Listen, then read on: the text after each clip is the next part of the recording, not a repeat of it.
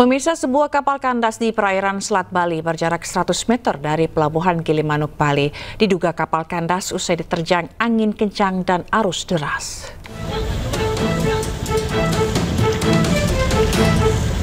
Kapal KMP Gerbang Samudra 2 kandas di perairan Selat Bali, 100 meter dari pelabuhan Gilimanuk, Bali. Kapal yang bertolak dari pelabuhan Ketapang, Banyuwangi ini membawa 269 penumpang. Diduga kapal kandas usai diterjang angin kencang dan arus deras hingga terseret ke perairan dangkal.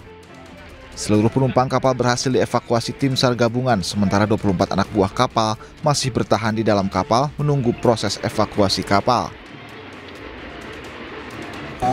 Perkiraan pada pukul 08.00 ya. Jadi kapal kandas tersebut itu pada pukul 05.00 WITA menyampaikan pada siang hari ini berhasil untuk mengevakuasi jumlah penumpang 269 orang. Jadi keadaan selamat, dan untuk ABK jadi 24 ABK sementara masih standby di kapal tersebut menunggu air pasang yang akan nanti ditarik kembali.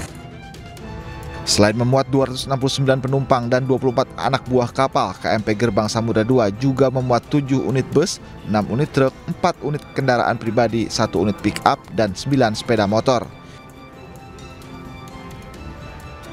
Hingga kini, KMP Gerbang Samudra 2 masih berada di lokasi kandas menunggu air laut di perairan Selat Bali kembali pasang. Dari Jembrana, Bali, Nyoman Sudika, iNews melaporkan.